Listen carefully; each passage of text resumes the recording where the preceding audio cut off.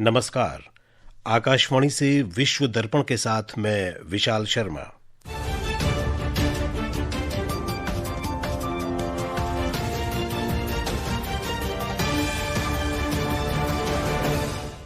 मुख्य समाचार। कनाडा की विदेश मंत्री अनीता आनंद आज नई दिल्ली में विदेश मंत्री डॉक्टर एस जयशंकर और वाणिज्य मंत्री पीयूष गोयल के साथ वार्ता करेंगी।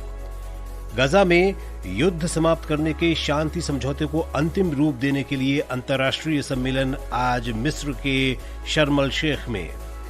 अंतर्राष्ट्रीय आपदा जोखिम न्यूनीकरण दिवस आज समूचे विश्व में मनाया जा रहा है। और बैडमिंटन में BWF विश्व जूनियर व्यक्तिगत चैंपियनशिप गुवाहाटी में आज से शुरू। अब समाचार विस्तार से। कनाडा की विदेश मंत्री अनीता आनंद आज नई दिल्ली में विदेश मंत्री एस जयशंकर और वाणिज्य मंत्री पीयूष गोयल के साथ वार्ता करेंगी। वे भारत की 2 दिन की यात्रा पर कल रात नई दिल्ली पहुंची। विदेश मंत्रालय के प्रवक्ता रणधीर जायसवाल ने कहा कि सुश्री आनंद की ये यात्रा द्विपक्षीय तंत्रों को मजबूत कर तथा आर्थिक सहयोग और लोगों के बीच संपर्क बढ़ाकर दोनों देशों के संबंधों को गति देगी। कनाडा की विदेश मंत्री की भारत यात्रा प्रधानमंत्री नरेंद्र मोदी और कनाडा के प्रधानमंत्री मार्क कार्नी के बीच G7 शिखर सम्मेलन के दौरान द्विपक्षीय बैठक के बाद हो रही है। अफगानिस्तान ने पाकिस्तान को चेतावनी दी है कि आपसी संबंध खराब हुए तो काबुल के पास और भी विकल्प हैं। अफगानिस्तान के विदेश मंत्री आमिर खान मुत्तकी ने कहा है कि पाकिस्तान के कुछ वर्ग हालात बिगाड़ने की कोशिश कर रहे हैं। दिल्ली में संवाददाता सम्मेलन में अफगानिस्तान और पाकिस्तान के बीच संघर्ष पर श्री मुत्तकी ने कहा कि अफगानिस्तान अपनी संप्रभुता की रक्षा करता रहेगा। पाकिस्तान का आवाम और पाकिस्तान का जो सियासून है वो अफगानिस्तान के साथ अच्छा ताल्लुकात चाहता है। पाकिस्तानी आवाम और पाकिस्तानी सियासून के साथ हमारा कोई मुश्किल नहीं है। मुज़ाकरा और मुफाहिमा से सब के सब मुश्किलात हल करना चाहता है और अगर और नहीं चाहता है तो फिर अफगानिस्तान के पास और रास्ते भी है। अफगान तालिबान ने पाकिस्तान में हमले की जिम्मेदारी ली है। इन हमलों में 58 पाकिस्तानी सैनिक मारे गए थे। तालिबान ने इसे पक्तिका प्रांत में पाकिस्तानी हवाई हमले पर जवाबी कार्रवाई बताया है।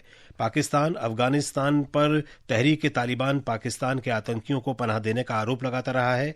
वहीं तालिबान ने इन आरोपों से इंकार किया है।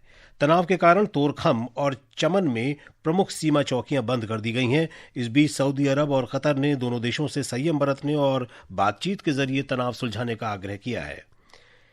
कैमरून में विश्लेषकों ने राष्ट्रपति पॉल बिया की जीत की भविष्यवाणी की है। देश में कल राष्ट्रपति चुनाव संपन्न हुए। अफ्रीका के सबसे बुजुर्ग नेता का शासन 7 साल और बढ़ सकता है। वर्तमान में 92 वर्ष के पॉल बिया का कार्यकाल समाप्त होने तक उनकी उम्र 99 वर्ष हो जाएगी। वे कैमरून के पहले राष्ट्रपति अहमदऊ आहिदजो के इस्तीफे के बाद 1982 में पहली बार सत्ता में आए थे और तब से देश पर शासन कर रहे हैं। बिया को इसके बाद के 7 चुनावों में विजेता घोषित किया गया।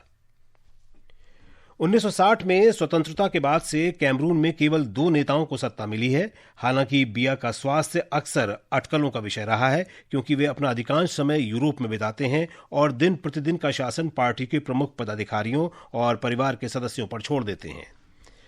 दक्षिण चीन सागर में स्पार्टली द्वीप के पास चीनी तटरक्षक जहाज और फिलीपींस के जहाज के टकराने से तनाव बढ़ गया है।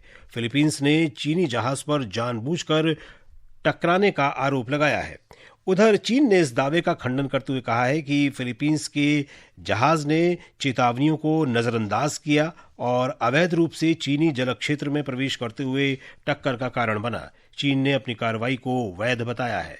चीन इस क्षेत्र में नियंत्रण का दावा करता रहा है।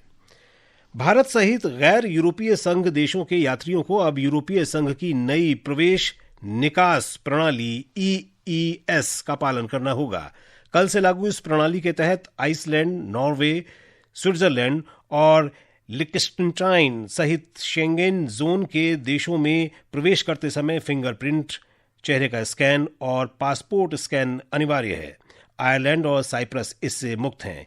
EES का उद्देश्य सुरक्षा कड़ी करना और मैनुअल पासपोर्ट स्टैंपिंग की जगह डिजिटल रिकॉर्ड स्थापित करना है। डोवर, फोकस्टोन स्थित यूरोटनल और यूरोस्टार जैसे ब्रिटेन प्रस्थान बिंदुओं पर यात्रियों के ब्रिटेन छोड़ने से पहले जांच की जाएगी। इस प्रणाली को धीरे धीरे चरणबद्ध तरीके से लागू किया जा रहा है। विश्व दर्पण समाचार आकाशवाणी से प्रसारित किए जा रहे हैं। ताज़ा समाचार जानने के लिए आप हमारे social media handle x@AIR News Hindi को फॉलो कर सकते हैं। विश्व दर्पण में आपका फिर स्वागत है। गजा में युद्ध समाप्त करने के शांति समझौते को अंतिम रूप देने के लिए अंतर्राष्ट्रीय सम्मेलन आज मिस्र के शर्म अल शेख में शुरू हो रहा है। मिस्र के राष्ट्रपति अब्देल फतेह अल सीसी और अमेरिका के राष्ट्रपति डोनाल्ड ट्रंप सम्मेलन की सह अध्यक्षता करेंगे।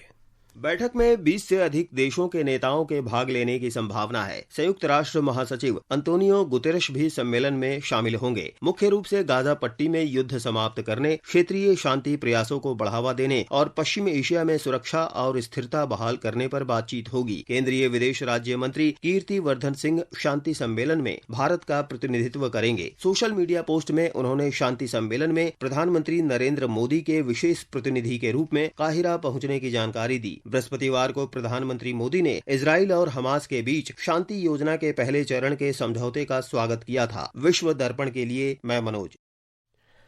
अंतर्राष्ट्रीय आपदा जोखिम न्यूनीकरण दिवस आज समूचे विश्व में मनाया जा रहा है।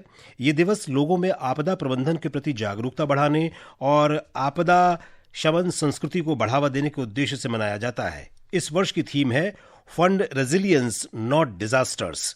संयुक्त राष्ट्र महासभा ने आपदाओं के बारे में जागरूकता लाने और इसकी रोकथाम के लिए वर्ष 1989 में अंतर्राष्ट्रीय आपदा जोखिम न्यूनीकरण दिवस की शुरुआत की थी। भारत सरकार आपदा जोखिम न्यूनीकरण रणनीतियों के लिए प्रधानमंत्री नरेंद्र मोदी के 10 सूत्रीय एजेंडे के अनुरूप आपदाओं के प्रभाव को कम करने के लिए समावेशी और सक्रिय कार्यों को लागू करने के लिए प्रतिबद्ध है।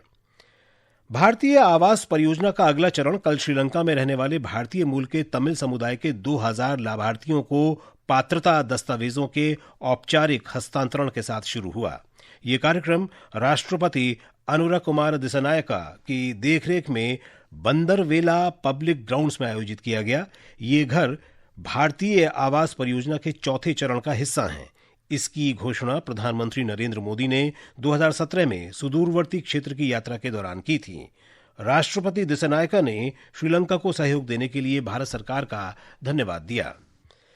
अमेरिका में दक्षिण कैरोलिना के द्वीपीय शहर के एक रेस्टोरेंट में कल गोलीबारी में 4 लोगों की मौत हो गई। 20 लोग घायल हुए हैं, जिनमें से 4 की हालत गंभीर है। ब्यूफोर्ड काउंटी शेरिफ कार्यालय ने कहा है कि वो घटना की जांच कर रहा है। शेरिफ कार्यालय ने कहा कि गोलीबारी के समय वहां सैकड़ों लोग मौजूद थे। भारत और ऑस्ट्रेलिया का चौथा संयुक्त सैन्य अभ्यास ऑस्ट्रा हिंद आज से ऑस्ट्रेलिया के पर्थ में शुरू हो रहा है। रक्षा मंत्रालय ने बताया कि भारतीय सेना की 120 सैनिकों की टुकड़ी इस वर्ष वार्षिक अभ्यास में भाग लेगी। सैन्य अभ्यास 26 अक्टूबर को संपन्न होगा। भारत कल से नई दिल्ली में संयुक्त राष्ट्र के अभियानों में सैनिक भेजने वाले देशों के सेना प्रमुखों के सम्मेलन की मेजबानी करेगा। 3 दिन के सम्मेलन में कुल 32 देश शामिल होंगे। BWF विश्व जूनियर व्यक्तिगत बैडमिंटन चैंपियनशिप आज से असम के गुवाहाटी में शुरू हो गई। भारत वर्ष 2008 के बाद दूसरी बार इस प्रतियोगिता की मेजबानी कर रहा है। भारत की शीर्ष वरीयता प्राप्त तन्वी शर्मा, उन्नति हुड्डा और रक्षिता रामराज को शुरुआती दौर में बाई मिली है, इसलिए वे सीधे दूसरे दौर में खेलेंगी। पुरुष सिंगल्स में रौनक चौहान और सूर्याक्ष रावत को भी पहले दौर में बाई मिली है। मिक्स डबल्स में भव्य छाबड़ा और विशाखा टोप्पो तथा लालराम सांगासी और तारिणी सूरी की जोड़ियां भारत का नेतृत्व करेंगी। भारत के साथ दूसरे और अंतिम क्रिकेट टेस्ट मैच के चौथे दिन वेस्टइंडीज ने दूसरी पारी में 2 विकेट पर 197 रन बना लिए हैं। और अंत में मुख्य समाचार एक बार फिर। कनाडा की विदेश मंत्री अनिता आनंद आज नई दिल्ली में विदेश मंत्री डॉक्टर एस जयशंकर और वाणिज्य मंत्री पीयूष गोयल के साथ वार्ता करेंगी। गजा में युद्ध समाप्त करने के शांति समझौते को अंतिम रूप देने के लिए अंतर्राष्ट्रीय सम्मेलन आज मिस्र के शर्म अल शेख में। अंतर्राष्ट्रीय आपदा जोखिम न्यूनीकरण दिवस आज समूचे विश्व में मनाया जा रहा है। और बैडमिंटन में BWF विश्व जूनियर व्यक्तिगत चैंपियनशिप गुवाहाटी में आज से शुरू। इसके साथ ही विश्व दर्पण का ये अंक समाप्त हुआ। नमस्कार।